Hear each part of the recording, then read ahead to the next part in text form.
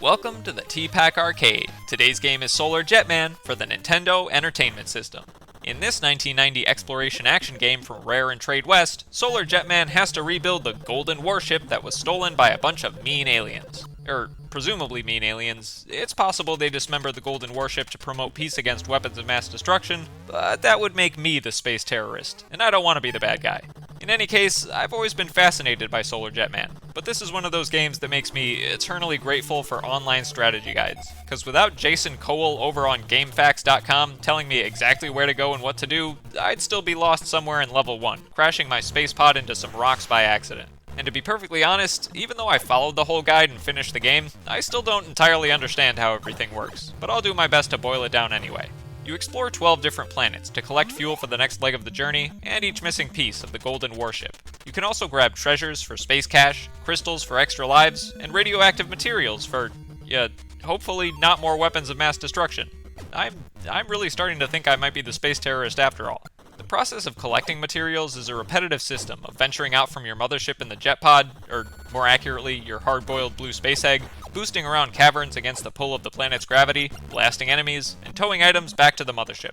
Or to the nearest wormhole, which conveniently transports stuff directly to home base. Even you, if your egg gets cracked and you're left wandering the planet in your spacesuit. Pretty much every necessary action in this game follows a similar "you can do this, but only if that" stipulation. For example, you can automatically tether items to your ship, but only if your shields are down. And you can enter the star wormhole to retrieve golden warship pieces, but only if the mothership is fully fueled. This is basically why I needed a strategy guide so much. It was really hard figuring out all the prerequisites for this, hopefully not a space terrorist game plan.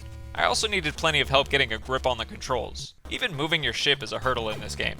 While the A button is a standard cannon, the B button acts as your navigation, igniting your thrusters to propel you forward, while left and right rotate your ship to steer, which would be a hard enough flight system anyway, even if you weren't constantly fighting gravity too. And every planet has a different gravitational strength to acclimate to. Everything from so strong that you can barely exit the mothership, to this planet actually has negative gravity and it's trying to throw me into the stratosphere and fry my egg pod on the nearest sun. Not to mention the gravity orbs here and there that act as tiny planets to pull you in or push you away in confined spaces. Consequently, you even need to supplement your boosters most of the time by tapping select for some extra juice while you hold B, especially when you've got an item in tow, since they're heavy enough to weigh you down too.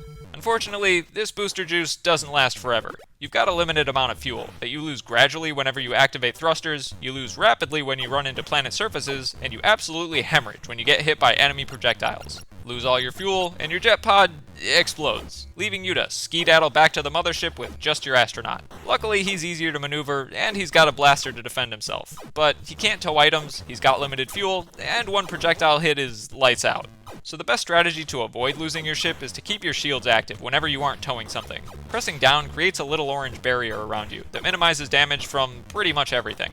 And there's also supplementary equipment you can buy from post-level shops, like stronger shields and bombs and missiles and stuff, but I didn't bother with those because they're all single-use, they're hard to activate, and I had to save all my space cash for the 2 jet pod upgrades. The first upgrade lets you tow around wormholes to make item collection more convenient, and the second lets you warp through wormholes while you're still in your ship to get to different parts of the planet. Unfortunately, both jet pod upgrades still look like eggs, and these aliens are never going to take me seriously if I'm flying around disguised as breakfast.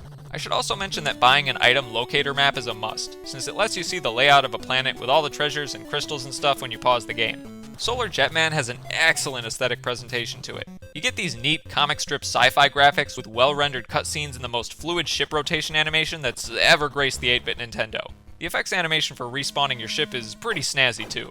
And Solar Jetman has a great sense of humor, in everything from the names of your ship upgrades, like Italian Racing Jet Pod, to the contents of treasure chests, which can be anything from grass to stereo systems.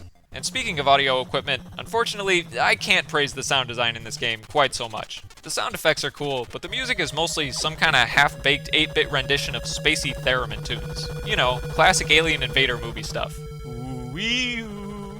Great for cinema, not so great for video games. But if anything, the greatest detriment to this game is its difficulty. I've already harped on how I needed a strategy guide just to know what I'm supposed to be doing, but I also had to rely heavily on save states to prevent the need for constantly backtracking whenever I blew up my jet pod and needed to refuel. Granted, you don't lose any lives as long as you can get your astronaut back to home base, and there's a password for every new planet, but my poor little astronaut didn't always survive the return trip, and the passwords are so lengthy that the only time I tried using one, it took so long to enter that the background music literally just stopped playing.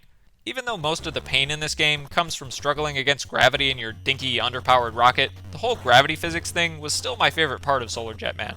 I just wish the overall difficulty of everything didn't take away from the fun of those mechanics so much. The most novel aspect of Solar Jetman is the final level, where your route to the last wormhole goes through a big maze, and you get to fly through a tunnel in the fully assembled warship to fight an asteroid monster. It's nothing like the rest of the game, but as a fan of scrolling shooters, I was pretty jazzed on it.